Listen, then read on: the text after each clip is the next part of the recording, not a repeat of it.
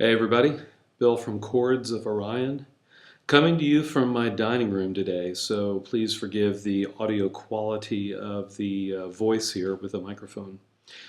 Anyhow, are you a fan of Hammock? Perhaps you're younger and discovered them, really love their ambient guitar tones. Perhaps you're not younger, like me, and have been listening to spacey ambient guitar tones for many years. Perhaps you play guitar. Perhaps you don't have a lot of money. How can you create ambient guitar tones without spending hundreds or thousands of dollars on a huge set of effects, building a big effects pedal board? Well, what I'd like to do today is show you how you can do that using GarageBand, which is Apple's, as you may know, Apple's free audio recording piece of software that comes with every Mac that is sold. So let's get right down to it. The first thing let's do is kind of review what we're going to need to do this project. First thing we're going to need is a computer, and so you'll see that I've got a MacBook Pro. It's 2009. Nothing too fancy. It's been around for a while, but it does the job. Next thing we're going to need is a way to connect the guitar to the computer. And so I've got some items here on the table. One is a guitar cable, obviously.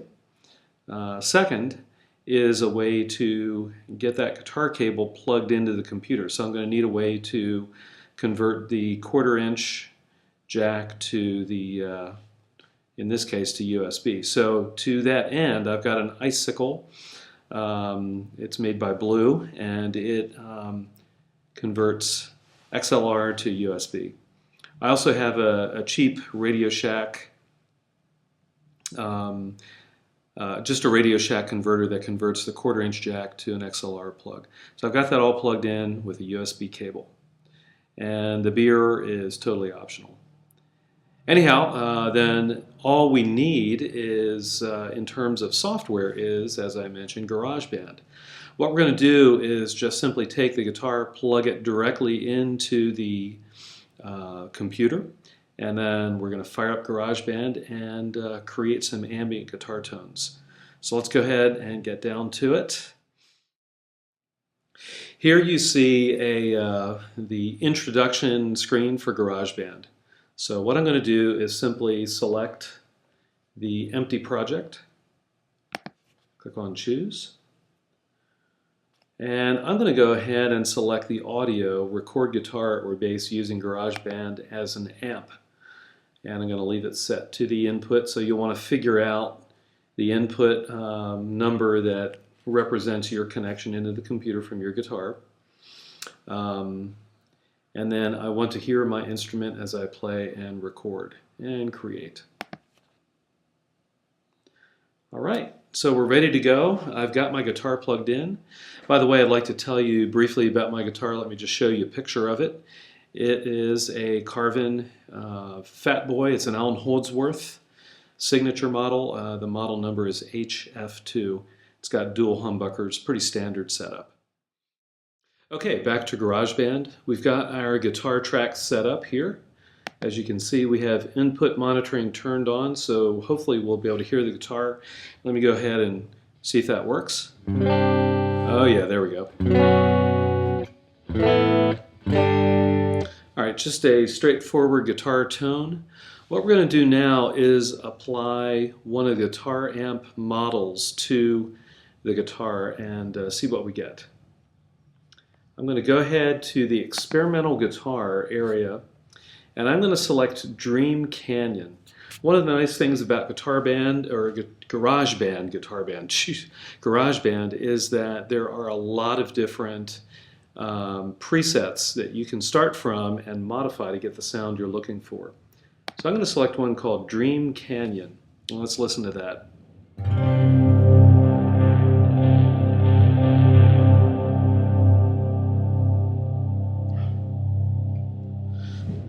Sorry about the motorcycle there. You know, that's a pretty good tone, not too bad. But what I'd like to do is really kind of modify that, make it a little bit better. So to that end, I'm going to go ahead and click on the Smart Controls area of this preset so I can see what's going on. Let's bring that up a little bit. And we can see here that I've got several different controls available to me. We've got distortion, gain and tone, all kinds of things. I'm not particularly enamored with the amp.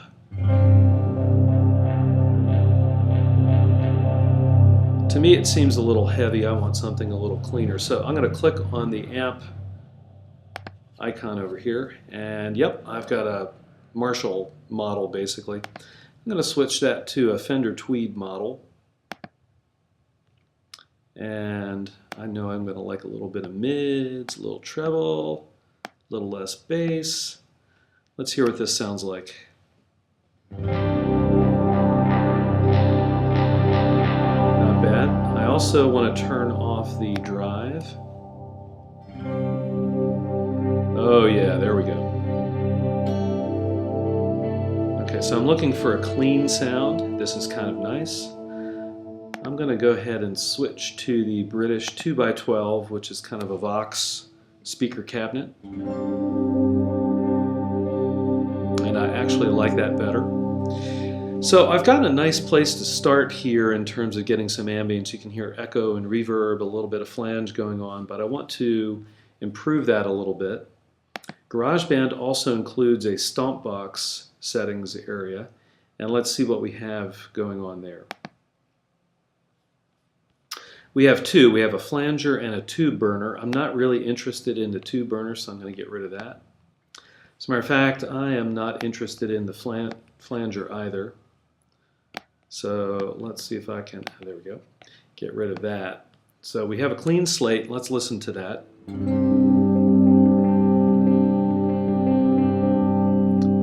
Not bad, but let's go ahead and begin to build on that basic echo and reverb sound. First we're going to go to modulation, and I'm going to select a chorus. The heavenly chorus sounds pretty good to me. Hopefully it'll sound heavenly.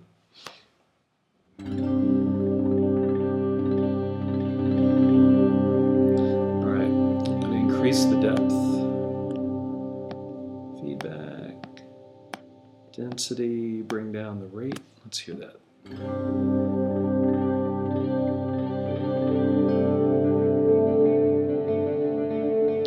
Alright, so what I want to do now is increase the complexity of the echo, delay, and the reverb. So I'm going to go into the delay section here. And there are 3 different delays. And let's go ahead and play with them all. There's the blue echo, the true tape delay, and the tie-dye delay. And as you can see, if you're not familiar with GarageBand, you can move around the order of delays just by dragging and dropping. So everything is on right now. Let's hear what we have just in the default configuration.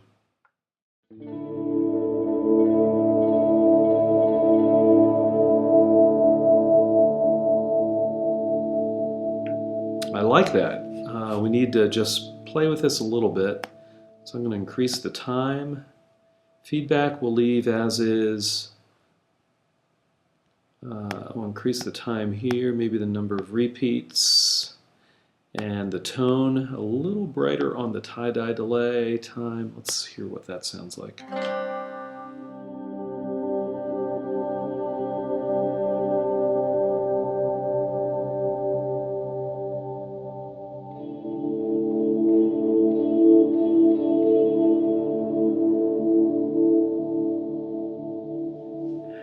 I like that. I'm going to add a little more delay in, up towards 100%.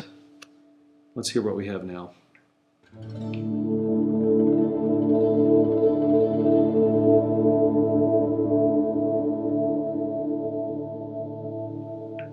Okay, our true tape delay is really providing a lot of the length of the tail.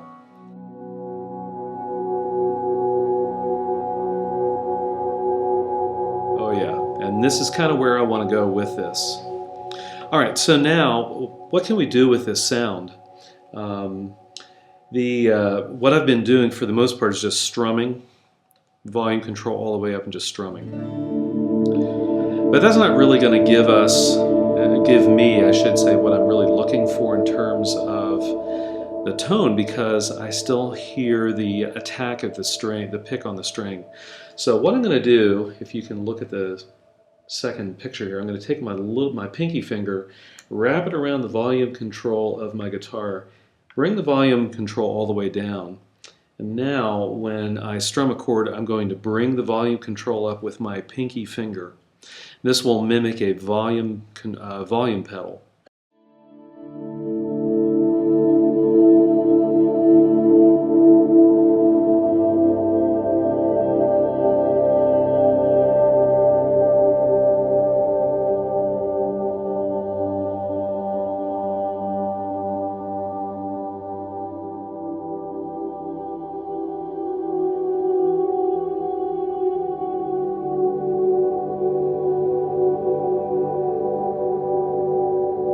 As you can hear, I've been able to chop the attack of the string off and get just the volume swell itself, which is really more what I'm looking for when I play more ambient, spacey types of chords and passages in a song.